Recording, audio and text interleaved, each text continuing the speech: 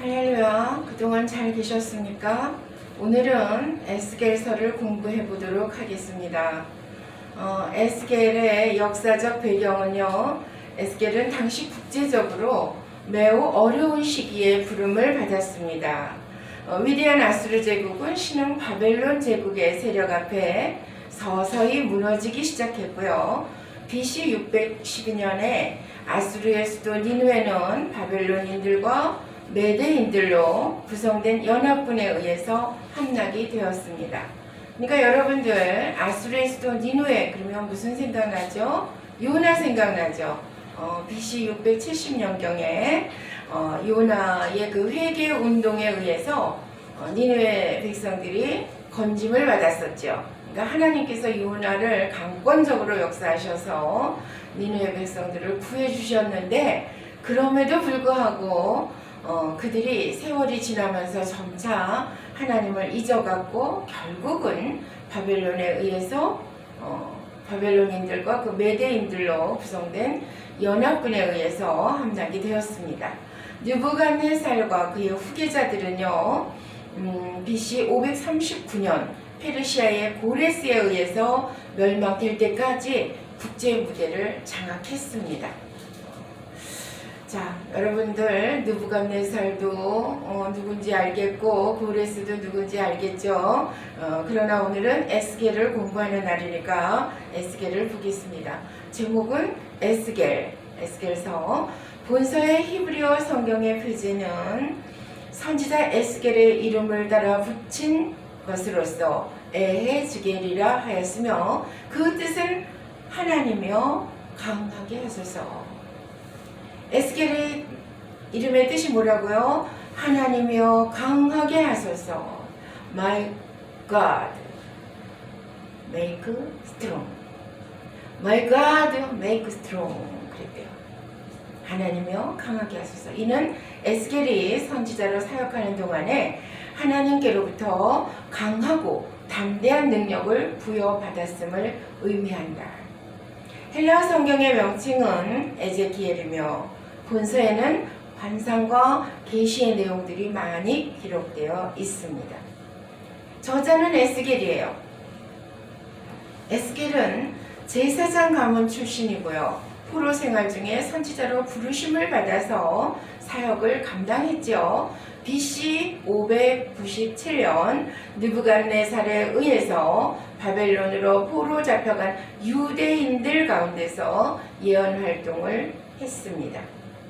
에스겔의 사역 시기는 BC 593년에서 570년까지였고요. 그의 사망 연대는 BC 560년이었대요.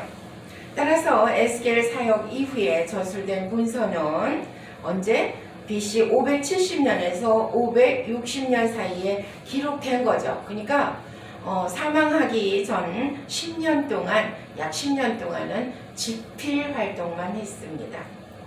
기록 목적은 1차적으로 포로된 유다 백성들에게 현재 당하고 있는 고난이 바로 그들의 죄 때문임을 깨닫게 하며, 이러한 고난 속에서도 이스라엘을 회복시키시는 그 하나님을 믿으며 끝까지 회복의 소망을 갖게 하고자 기록되었습니다. 특징은 환상과 상징을 풍부하게 다룬 구약 계시 문학의 정점에 위치한 두 권의 책, 계시 문학의 정점. 구약에서는 에스겔서와 다니엘서를 꼽거든요. 그 중에 한 권입니다. 유다와 열방에 대한 정죄와 이스라엘의 회복을 다룸으로써 하나님의 심판과 회복을 균형 있게 묘사하였다. 제사장적인 관점과 예언자적인 관점이 합일되어 있다. 회복된 이스라엘의 모습을 묘사함으로써 장차 임할 새 하늘과 새 땅의 영광을 짐작케 하는 종말의 책이다. 자, 에스겔서 신학적 해석을 해보겠습니다. 1장 1절로 3장 27절까지는 에스겔의 사명을 주제로 쓰여진 것입니다. 그러니까 하나님의 영광을 상징하는 환상을 에스겔은 보았고 선지자로 부름을 받았죠. 하나님께서는 바벨론에 포로된 유다 백성들을 향한 구원 계획의 일환으로 제2차 포로로 잡혀간 제사장 출신 에스겔을 선지자로 부르셨습니다. 하나님께서는 에스겔에게 찾아오셔서 이전에 그 누구도 보지 못한 신비로운 환상을 보여주시며 이 환상들은 모두가 유다 백성의 구원 계획을 전지전능하신 하나님의 모습으로 보여주셨지요. 하나님께서는 에스겔을 선지자로 불러 패역한 이스라엘을 상대로 말씀 전파의 사명을 부여해 주시고요. 그들이 듣든지 아니 듣든지 말씀을 전파하라고 하셨습니다. 사명을 주신 표시로는요, 두루마리를 에스겔에게 먹이셨어요. 그리고 유다의 신앙 파수꾼으로서 하나님의 백성들로 하여금 하나님 뜻에 합당하게 살도록 사명을 다하라고 말씀해 주셨습니다. 하나님께서 하나님의 영광을 상징하는 그 환상들을 에스겔에게 보이시고 선지자로 부르셨는데 첫 번째 생물의 환상이 나오죠. 그 생물의 환상은요, 4가지의 얼굴을 보여주고 있습니다. 4생물의 얼굴을 보여주고 있는데 그 첫째는 사람의 모습이었더라.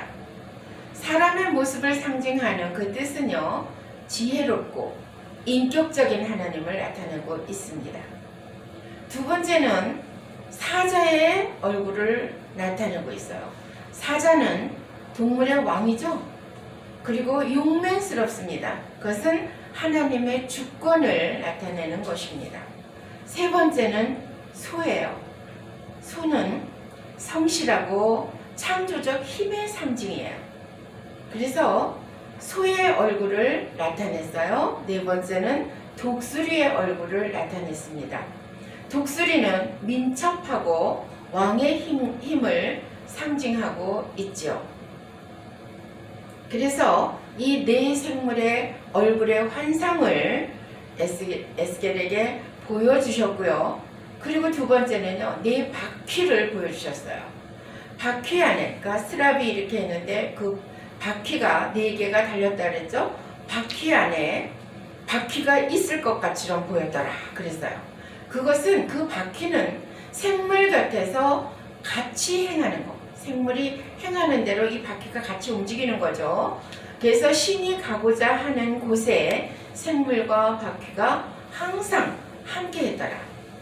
그것은 하나님의 신이 하나님의 그 영광과 함께 그 바퀴의 모습으로 늘 함께 했다는 것을 보여주고 있습니다. 또한 궁창을 보여주셨어요. 궁창의 환상. 그것은 위에서 보면 수정 같다 그랬어요. 그리고 그 궁창은 밑에는 날개가 있다 그랬어요. 그 날개의 소리가 들리는데 많은 물소리와 군대 소리와 같은 그런 소리가 있더라 그랬어요. 그 다음 4번째는 보좌의 환상을 보여주셨죠. 그 보좌는 궁창 위에 있다. 형상은 남보석 같고 위에는 사람의 모양 같은 형상이 있다.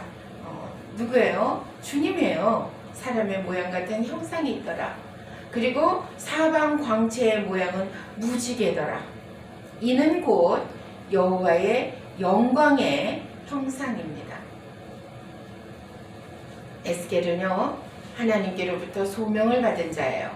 하나님의 환상을 봄으로써 영적 담대함과 소망을 얻습니다. 그리고 하나님의 직접적 부름을 받고 사명을 부여받지요.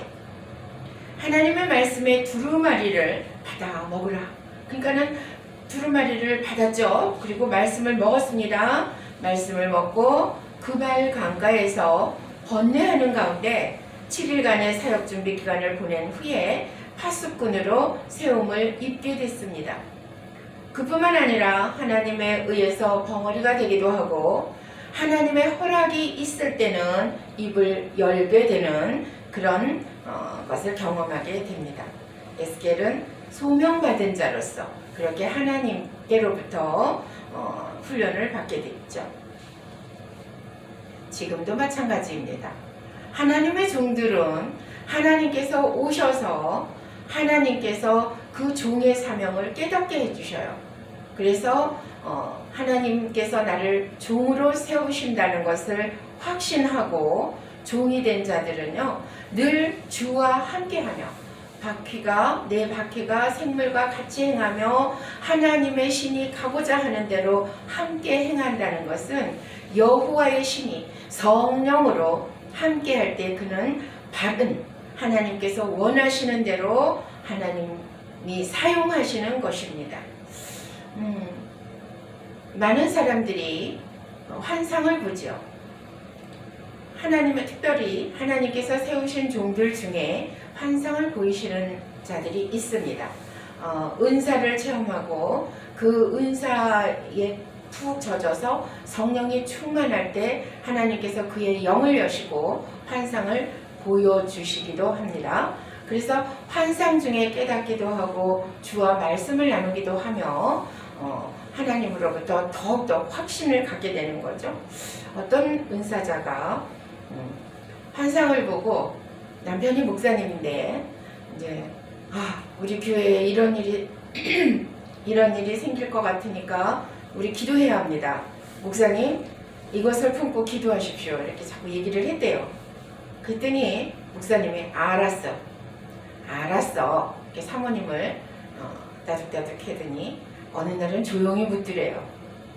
기도가 끝나고 나니까 앞에 앉아 계시다가 조용히 묻더니 뭐가 보이긴 보여 그러시더래요. 제가 말합니다. 하나님께서 그의 영을 여시고 환상을 보이실 적에 하나님의 사람들은 환상을 보입니다. 근데 그 목사님은 경험이 없으니까 뭐가 보이긴 보여 그랬다는 거죠. 저 역시 하나님의 종으로서 하나님의 사역을 감당할 때 함께 기도하는 자를 위하여 하나님께서 붙이신 그 자를 위하여 환상을 보게 하시기도 하고 말씀을 주시기도 하고 앞으로 진행될 것을 담대하라고 너는 내가 이렇게 사용하겠다고 그렇게 약속을 하시기도 합니다. 그 말씀을 대언하는 자의 입장으로서 하나님께서 주시는 말씀을 전해주죠. 그런데 어떤 분이 그랬대요. 답답한 일이 생기니까 목사님한테 가서 여쭤볼까? 그랬대요. 그랬더니 그 옆에 함께 기도하시는 자가 그랬대요. 그 목사님이 알긴 뭘 알아. 그냥 우리가 기도하고 우리끼리 결정을 보자고. 근데 제가 지금 말합니다. 하나님께서 알려주실 때 하나님의 사람은 압니다. 하나님께서 보여주실 때 하나님의 사람은 봅니다. 에스겔 선지자가 그러했듯이 성령의 사람은 성령께서 살아 역사하시며 함께 하실 때 하나님의 사람으로서 하나님께서 보이신 것을 보기도 하고 들리신 것을 듣기도 하고 지금도 말씀하시는 그 하나님을 전해야 하는 사명이 있는 것입니다. 그래요. 그 옛날 에스겔은 그랬습니다. 4장 1절로 24장 27절까지 보면은요, 남유다에 대한 예언을 했거든요. 여러 상징과 비유를 들어서 유다가 죄악으로 멸망할 것이라고 하였습니다. 에스겔은 행위 예언으로 예루살렘의 멸망을 예언했죠. 그래서 에스겔은요, 박석 위에다 그린 그림을 통해서 이 예루살렘이 적에 의해서 포위될 것을 예언했고요. 누워있는 기간을 통하여 포로 기간을 예언하며 또 쇠똥으로 구운 떡을 먹는 행동을 통해 포위당했을 때 심한 기근이 임할 것을 예언했고요. 털을 깎는 행위를 통해 예루살렘 거민이 함락시 당할 고난을 예언하기도 했고, 이처럼 하나님께서는 하나님의 백성으로서 역할을 하지 못한 유다를 징계하시되 그 징계의 과정과 내용의 세밀한 부분까지 예언하심으로써 심판의 주체가 바로 하나님이심을 밝히셨습니다.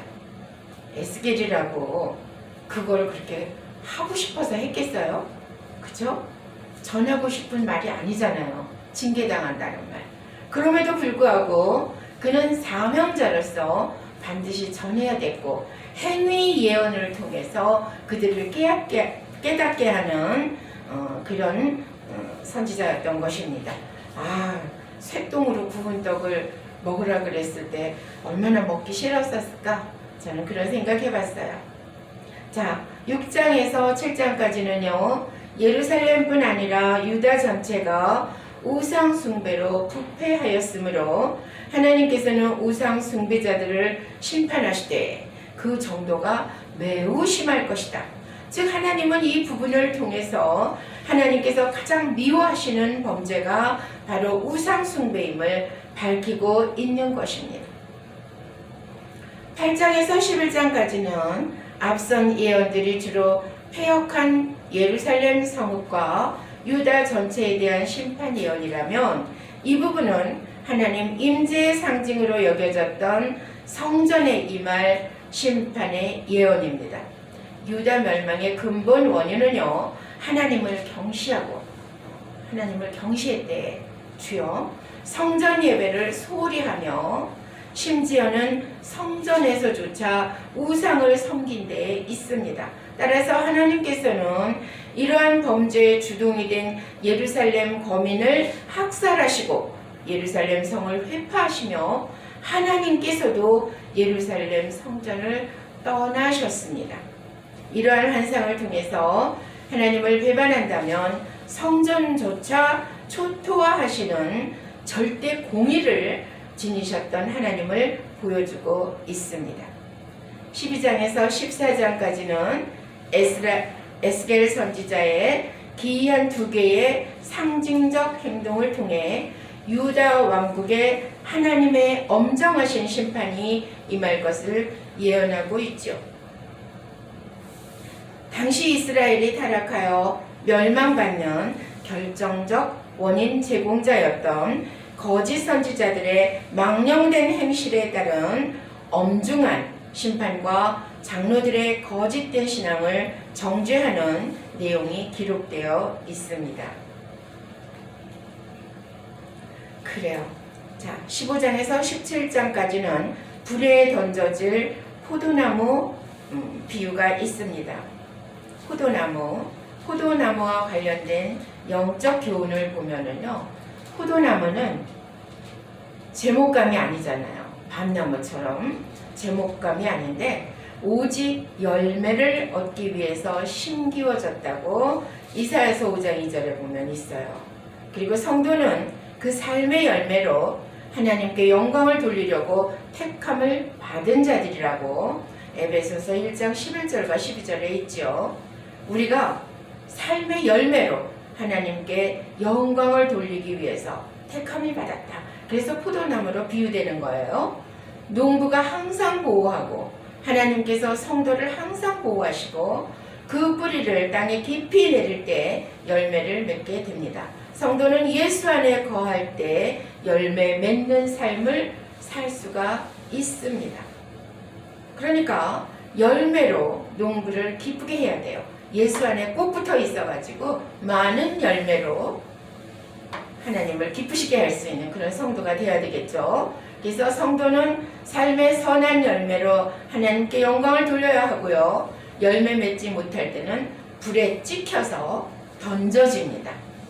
찍혀서 불에 던져진다는 것이 요한복음 15장 2절에 있어요. 열매 없는 삶은 결국 하나님 안에 있지 않은 것이므로 결국 멸망당한다는 거죠. 그래서 불에 던져질 포도나무를 이 에스겔에게 환상을 보이신 거예요. 유다가 음란한 여인의 비유를 통해서 유다 백성들이 범한 죄의 심각성과 더불어 멸망의 필연성을 강조하고 있다. 18장에서 19장까지는 심판과 구원의 개별성을 부각시켜 모든 사람은 자기 죄 때문에 심판을 받는다는 사실을 밝힘으로써 각 개인에 대한 회개를 촉구하고 있습니다. 마지막으로 에스겔은 유다 왕을 위한 애가를 부름으로써 유다에 임할 심판의 심각함을 밝힘과 동시에 심판을 기정사실화하고 있다.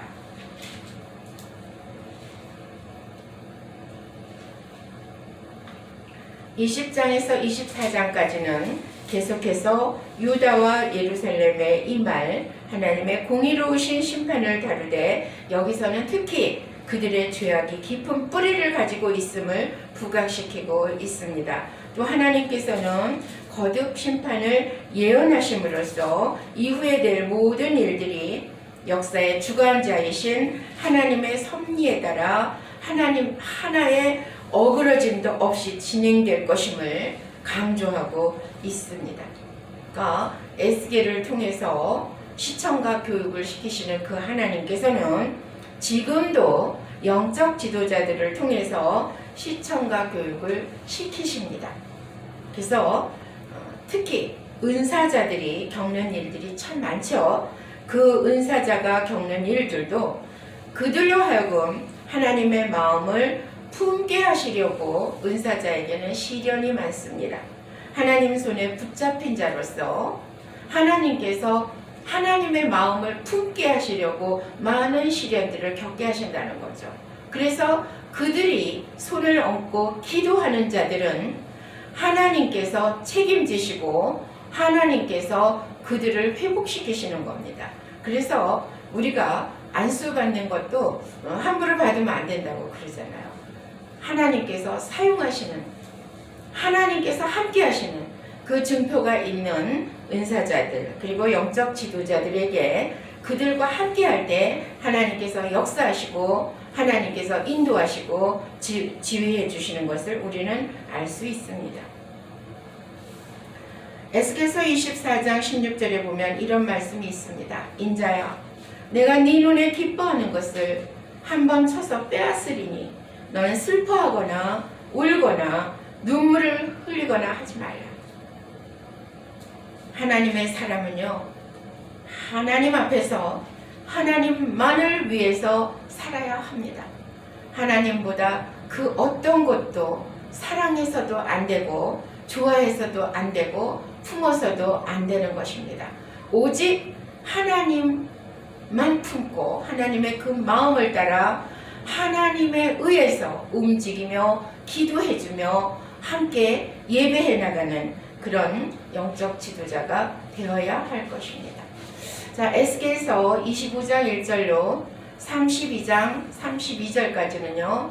7나라에 대한 예언이 나오죠. 당시 유다를 둘러싸고 있으며 택한 백성 이스라엘의 역사에 여러 가지 악영향을 끼쳤던 이방 열국에 대한 심판이 예언됩니다. 즉 하나님께서는 지금까지 이스라엘이 범죄할 때 징계하는 도구로 사용되었던 이방 나라들이 그들의 소임을 잘 감당하지 못하고 오히려 우상 숭배하는 악습을 이스라엘에게 전하고 또한 이스라엘을 과도하게 핍박함으로써 부속사를 역행하는 것에 대하여 엄중히 처벌하시는 것입니다. 그러니까 하나님께서는 내 자식 잘 되라고 이방 백성들을 통해서 징계를 하셨는데 이 이방 사람들이 하나님의 본뜻을 알지 못하고 자기들이 잘나서 자기들이 강해서 그런 줄 알고 너무 핍박을 하는 거예요. 그러니까 하나님이 화가 나시는 거죠. 왜 내 자식을 이토록 내가 너한테 그렇게 시켰니? 그러면서 그들을 멸망시켜 버리시는 겁니다. 그래서 25장에서부터 28장까지 보면 유다의 동쪽 경계에 있는 암몬과 모압과 에돔과 블레셋에 장차 임하게 될 심판을 짧게 기술하고 있고 유다의 북쪽에 위치해서 당시 해양 무역으로서 크게 위세를 떨치며 많은 사람들의 큰 관심이 집중되어 있었던 두로와 시돈의 멸망을 길게 언급하고 있는데요. 이들은 모두 다 망했습니다. 자, 29장에서 32장까지 보면 마지막으로 애굽은 교만하여 하나님을 대적하며 선민을 돕지 않음으로 인해서 하나님의 저주를 받게 됐죠. 여기서 애굽에 대한 예언이 가장 긴 부분을 차지하는 것은 당시 유다가 애굽을 크게 의존했으며 양국과의 관계가 밀접했기 때문이다. 그러니까 유다가 하나님을 의지해야 되는데 오히려 눈에 보이는 그 애굽이 너무 크게 강성하니까 거기를 의존한 거예요. 그리고 거기가 더 밀접하다고 생각해서 자꾸 그쪽으로 마음을 두니까 하나님께서는 그 애굽마저도 완전히 다 멸망시키셨죠. 자, 33장 1절로 39장 29절 보면 유다의 회복에 대해서 나옵니다. 유다가 패역하여 하나님의 심판을 받을 수밖에 없었던 이유 가운데 하나는 잘못된 지도자들이 백성들을 죄의 길로 이끌었기 때문이다. 따라서 에스겔은 하나님으로부터 하나님의 사명을 부여받은 자로서 먼저 범죄한 이스라엘에게 회개를 촉구했다. 그리고 이어 과거 이스라엘의 악한 지도자의 잘못을 질책하며 궁극적으로는 하나님만이 이스라엘의 참 목자 되심과 이스라엘의 참 목자가 되신 하나님께서 이스라엘을 절망의 상태에서 벗어나게 해 주실 것을, 그래서 새 생명을 주실 것을 강조하고 있습니다. 자, 35장에서 37장까지는요. 이스라엘을 대적하던 에돔이 심판받을 것과 바벨론의 침략으로 인해서 황폐해진 이스라엘 땅이 다시 회복되어 풍요를 이루며 이스라엘 백성들도 다시 회복될 것을 다시 한번 예언한다. 그러니까 이스라엘이 특별히 잘해서가 아니라 뭐라 그랬어요? 하나님께서는 하나님의 이름을 아끼기 때문에 하나님의 사람이라고, 하나님의 백성들이라고 택하신 그 이스라엘을 결국은 회복시켜 주신 것이죠. 그러니까 하나님의 이름, 그 아끼신 하나님의 이름은 여러 가지 모습으로 성경에 나오는데요. 구약 성경에 나오는 여호와의 이름들을 보면요, 히브리어로 표현된 엘 엘리온, 지극히 높으신 자, 창세기에 나오죠. 그리고 사파, 재판자, 엘 올람, 영원하신 하나님, 그리고 여러분 잘 아시는 여호와 이레, 하나님이 준비하신다. 그리고요, 엘 엘로헤 이스라엘, 그것은 이제 창세기 33장 20절에 나오는데 하나님, 이스라엘의 하나님 이러는 겁니다. 엘 샤다이, 엘 샤다이, 전능하신 하나님, 엘 샤다이, 여호와 니시, 주는 나의 깃발이십니다. 여호와 살롬, 주님은 평화이시죠. 엘 브리, 언약의 하나님, 여호와 츠바오, 만군의 하나님, 아도나이, 주님, 주인, 주인님 하는 하나님의 주권과 권세를 가지신 것을 나타내고 있습니다. 아도나이. 그리고 케도시 이스라엘, 이스라엘의 거룩하신 자 여호와 치드게노, 우리의 의로우신 주 여호와 삼마, 주는 거기에 계신다. 하나님은 종말에 그의 백성들과 더불어서 여호와 삼마, 거기에 존재하신다라는 뜻이에요. 그리고 아람어로도 나오죠. 옛날부터 항상 계시니, 아티크 요임, 다니엘서 7장 9절에 나옵니다. 또한 일라야, 지극히 높으신 자란 아람어의 말입니다. 그리고 헬라어로는요, 말씀이신 로고스, 여러분 잘 아시죠? 로고스, 구주이신 소테르, 그리고 데오스 호파테르, 하나님 아버지, 데오스 호파테르, 그리고 퀴리로스, 주님, 그리고 알파 카이 오메가, 처음과 나중 되신 하나님, 알파 카이 오메가, 알파와 오메가 되신 하나님. 이렇게 하나님께서 하나님의 이름을 아꼈다는 것을 우리는 잊지 말아야 될 것입니다. 자, 38장에서 39장까지는요, 곡이 일어나 이스라엘을 침략하나 여호와께서 곡과 그 돕는 나라들을 멸망시킴으로써 열국의 하나님의 영광이 드러나고 이스라엘이 완전히 회복을 맞게 될 사실을 예언하고 있습니다. 곡과 마곡의 전쟁 얘기예요. 자, 에스겔서 40장 1절로 48장 35절까지는 메시아로의 회복입니다. 종말의 때를 살아가는 여러분, 메시아로의 회복을 한번 보겠습니다.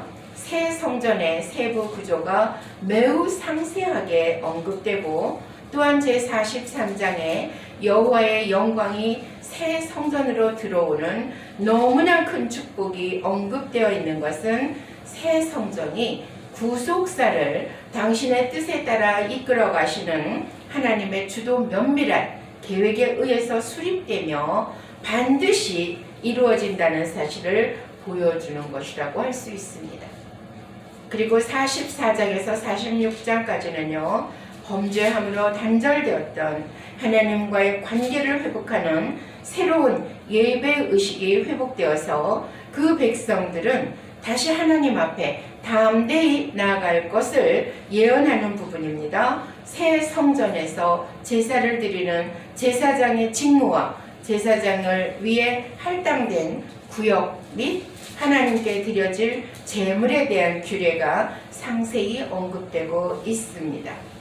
그리고 47장은 완성된 새 성전의 문지방 밑에서 흘러나온 생명수가 죽음의 상징인 사해까지 미쳐서 모든 생물을 소성케 하며 뿐만 아니라 하나님께서 새롭게 회복시키신 거룩한 땅을 이스라엘 모든 지파와 외인들에게까지 기업으로 주실 것을 예언하고 있지요. 마지막으로 48장은요, 다시 한번 전능하신 하나님께서 은혜로서 베푸시는 회복의 역사가 하나님께서 택하신 모든 공동체 위에 임할 것임을 강조함으로써 본서 전체를 마무리하고 있습니다. 오늘 에스겔서를 통해서 환상과 행위와 하나님께서 허락하신 범주 내에서 성실히 사역했던 그 에스겔, 네 눈에 기뻐하는 것을 내가 쳐서 멸하리니 너는 울지도 말아라 했던, 그래서 어떻게 됐죠? 나갔다고 들어보니까 아내가 죽어 있었다 그랬어요. 에스겔이 정말 그 아내를 사랑했는데 사랑하는 것을 빼앗으면서까지 에스겔을 통해서 말씀하시고 싶었던 것은 하나님의 마음입니다. 하나님께서 그토록 아끼시는 하나님의 백성들이 하나님을 떠날 때 얼마나 울지도 못하고 아파하시는 그 하나님의 마음을 나타낸 것이라고 볼 수 있습니다. 그래서 우리가 에스겔서를 보면서 정말 하나님의 마음을 품고 우리도 함께 기도하며 성실한 하나님의 사람들로 그렇게 살아갔으면 좋겠습니다. 수고하셨습니다.